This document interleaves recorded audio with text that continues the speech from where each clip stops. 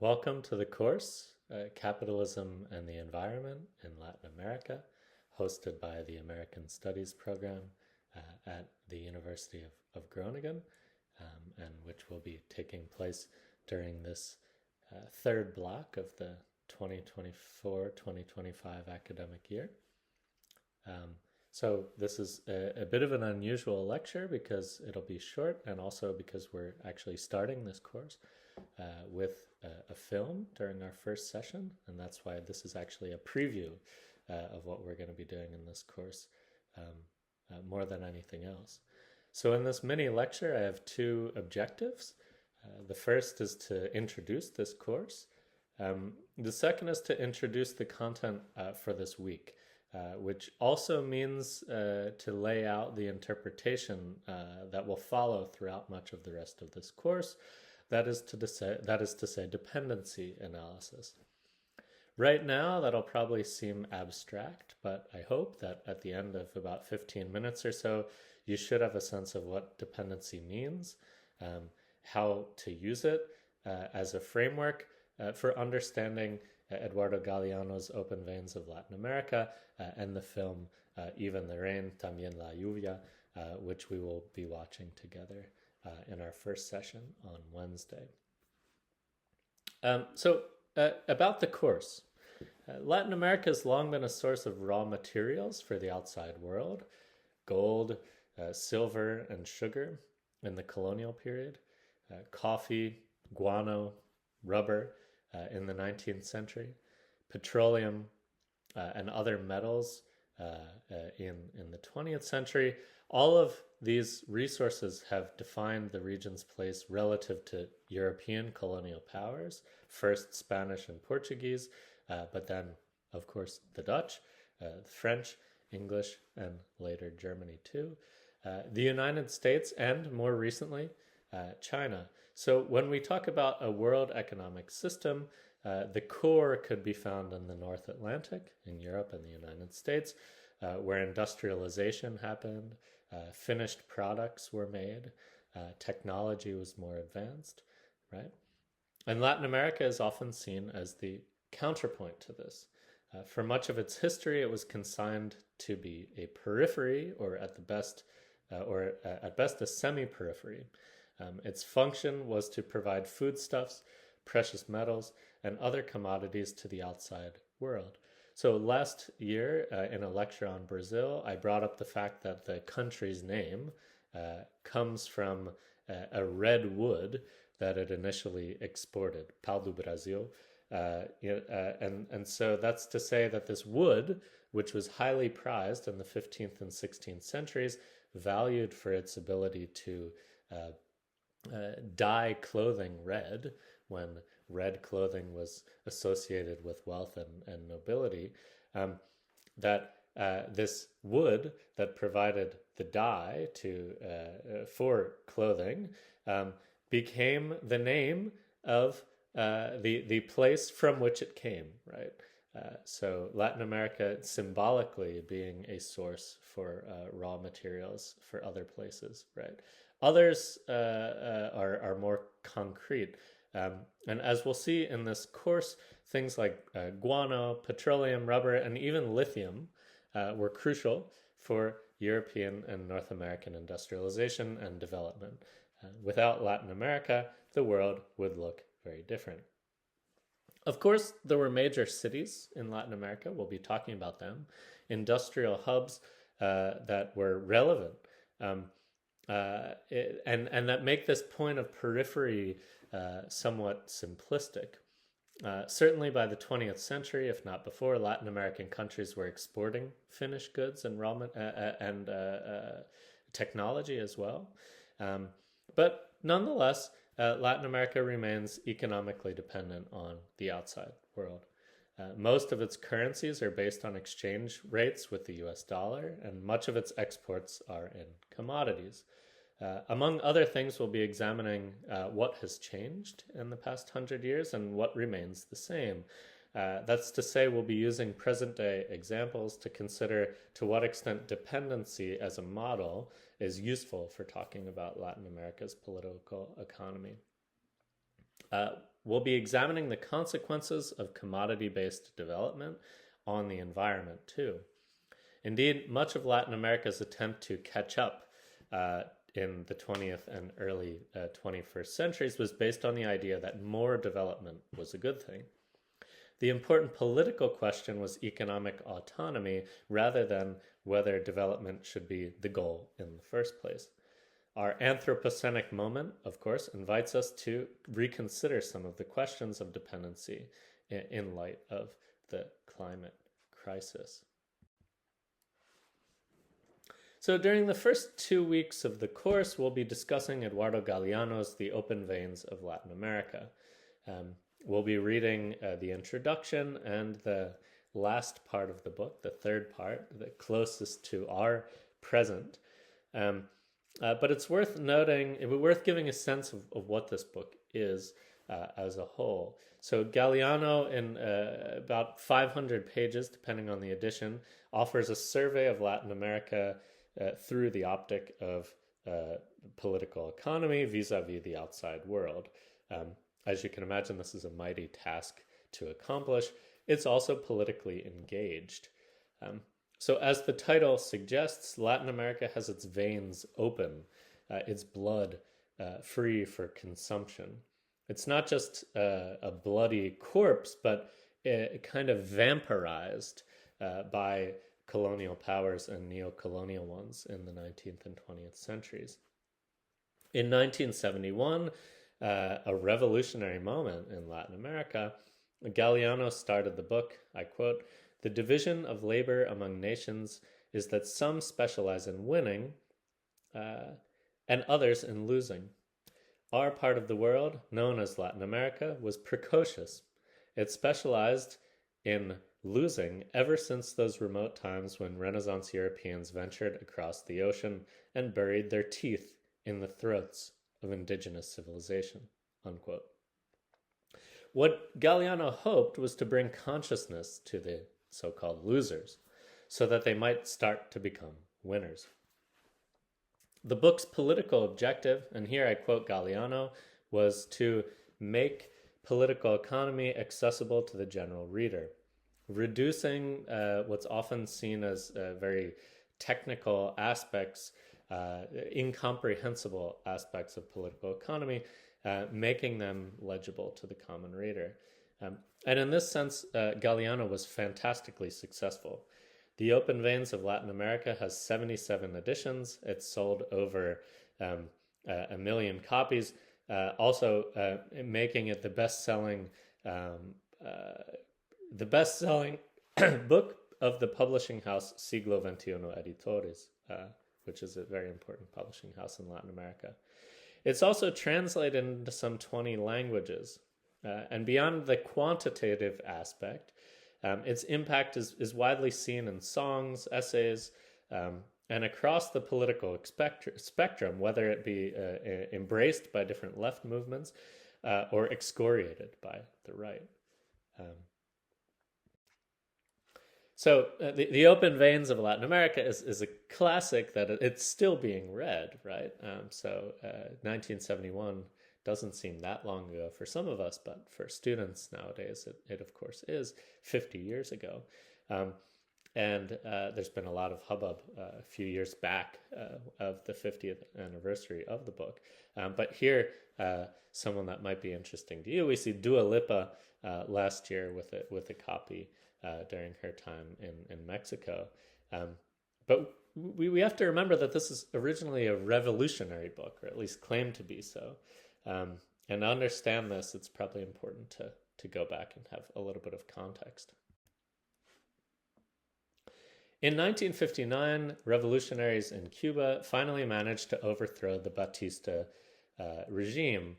Here we see some of them, Fidel Castro in the middle, pictured in the Sierra Madre, the mountainous terrain that made their guerrilla warfare so iconic.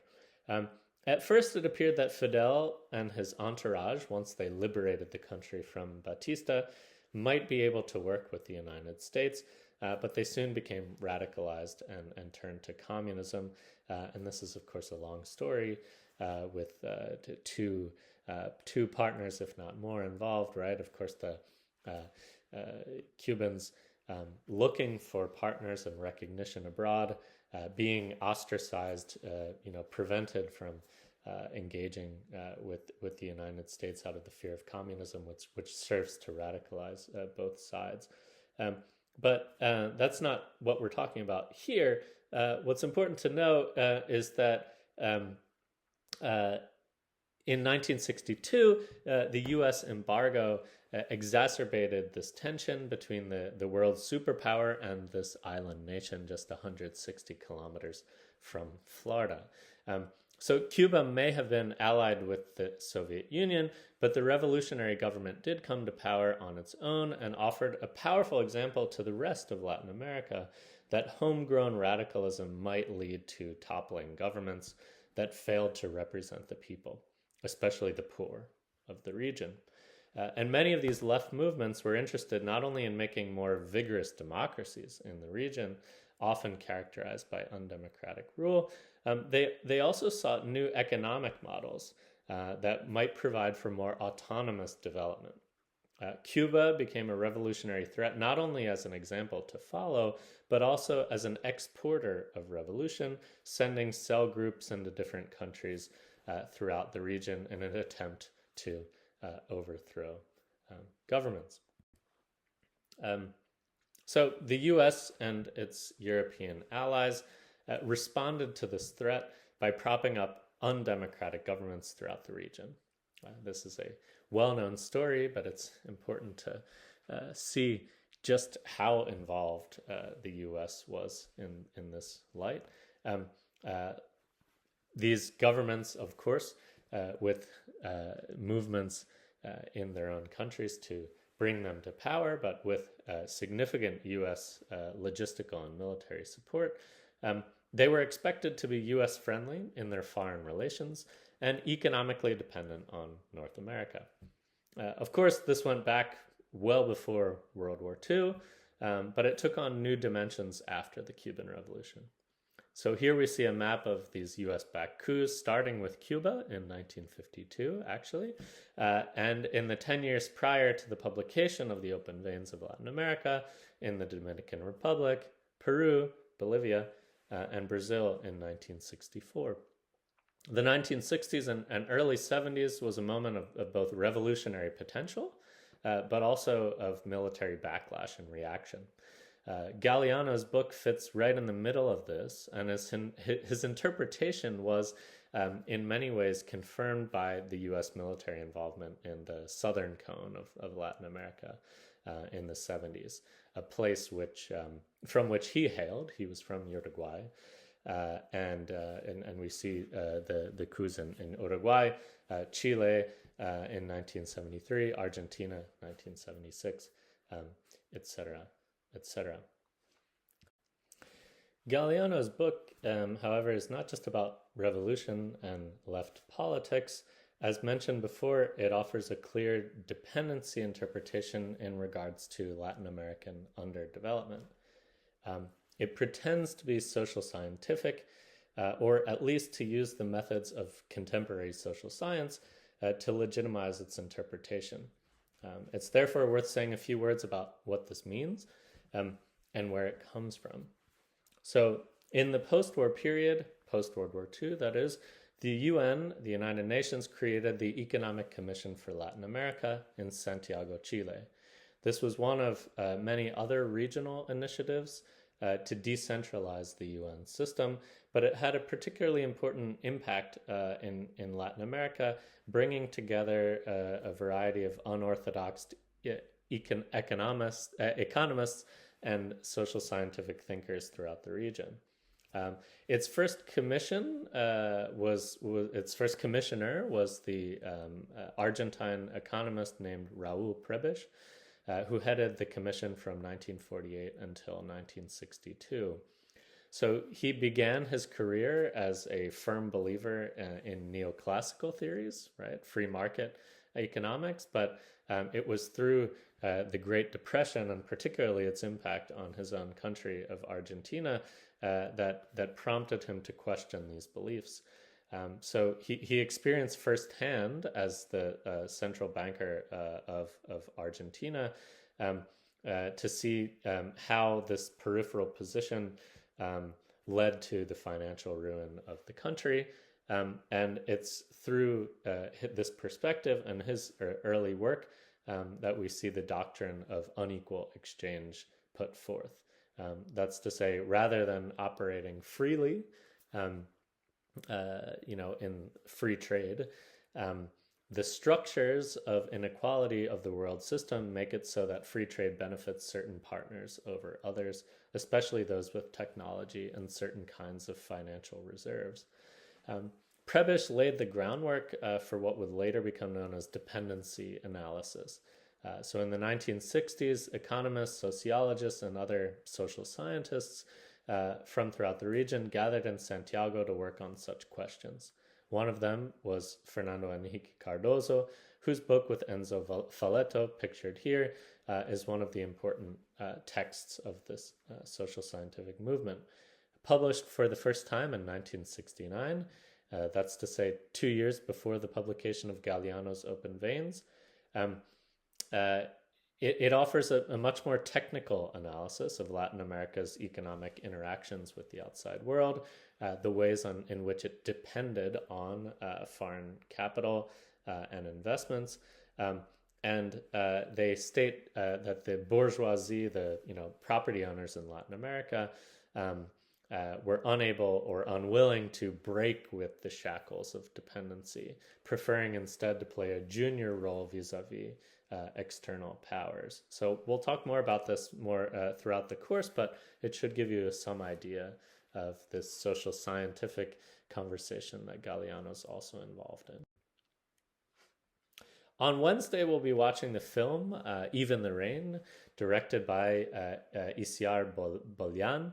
And as we'll quickly see, this is a film within a film. Released in 2010, it takes place supposedly in 1999, 2000, during the so-called Bolivian water wars. In 1999 and 2000, a series of protests in the city of Cochabamba took place in response to the privatization of municipal water supply. So a wave of demonstrations, protests, police violence was described as a public uprising against this privatization. This moment in Bolivia comes at kind of the tail end of a period of privatization throughout Latin America that was, and it was particularly shocking because here we're dealing with a public utility, the water company. Water as this public good was diverted from the people who needed it and towards industry, particularly mining, which requires a lot of water. The protest ultimately brought Evo Morales, the left-leaning president of Bolivia from 2006 to 2019 to power, building off of the movement in Cochabamba and other movements throughout the country that were rejecting privatization. So in 2 of the next 5 weeks, we're going to be talking specifically about the Andes. But for now, I wanted to say a couple of things about why I think that this is an interesting way to start the course. So the film within the film is ostensibly about Columbus and the discovery of the Americas. So Columbus arrived in the Caribbean first and laid the foundations for the colonization of the island of Hispaniola, where the local Taino population was decimated. Fast forward 500 years, and we have a Spanish film, and also the film being made in the movie is a Spanish film crew who can no longer make a movie about the discovery of the Americas with indigenous people, where they were, because there aren't any, the Taino people. So instead, they decided to film this conquest or discovery by Columbus in Bolivia, a landlocked country some 4,000 kilometers away from Hispaniola.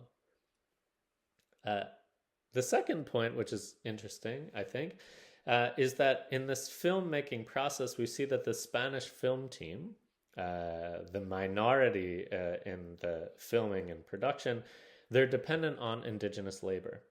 They come to Bolivia among other reasons because the labor is cheap, whereas they have the technology and the capital. They have the cameras, the technical equipment, the computers, the investors, with which to make the finished product. The indigenous people have only their labor and the landscape around them to work with. Dependency theory asks the question of who has capital and technology and how that produces unequal relationships and exchange. So we'll see this not only in the past, but also in our present. So between these two sources for this week, the open veins of Latin America and this film, we have a lot to talk about. Each has its own limitations, and I think that there's a lot that we can say about capitalism, the environment, and indigenous peoples that transcends these. But nonetheless, I think this is a good place to start, and I look forward to seeing you all this week to start these conversations. Thanks.